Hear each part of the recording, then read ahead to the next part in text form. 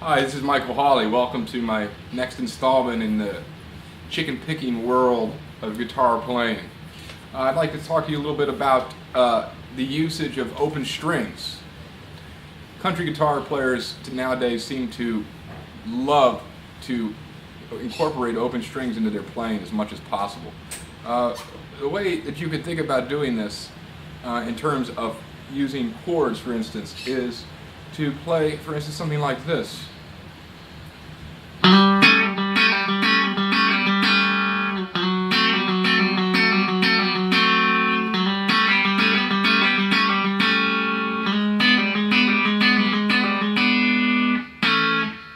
Now, what I just played there is basically an A, D, E, A progression.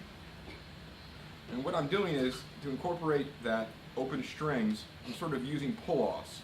Let me show you the positions here with your left hand. My pinky is on the 5th fret of the D string. I'm barring with my first finger across the first 3 strings, the high E, B, and G strings to the 2nd fret. Excuse me, yes, 2nd fret. Now, I'm using the same hybrid style I talked about in my earlier lessons. Pick, middle, ring.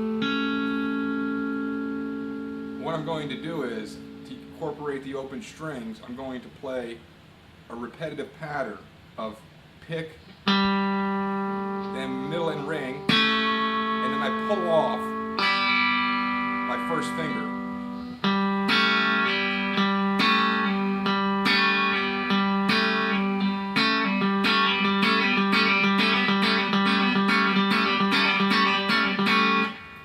Play it as fast or as slow as you want. Just that kind of rhythm like that. For those of you who know your theory, and I suggest you should, you'll know that you have a flat 7 in the key of A, the root, and the major 3rd.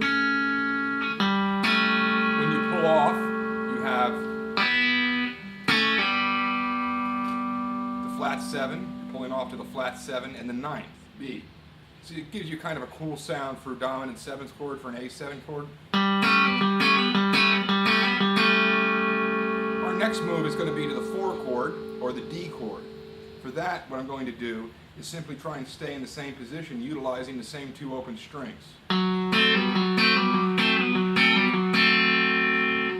here what I'm doing is I'm playing the same exact pattern with my right hand.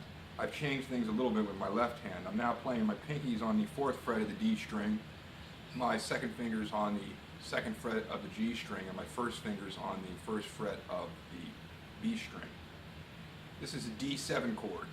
Again, spelled F sharp, the 3rd, A, the 5th, C, the flat 7. When I pull off, I'm getting sort of a sus sound, or a suspended sound, because I've got G natural, which is the suspended 4th, and a B, which is the 13th or the 6th of a dominant 7th chord. You're creating a little bit of dissonance.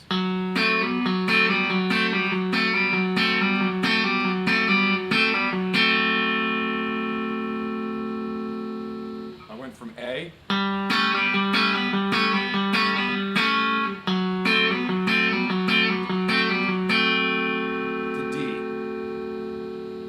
back to A.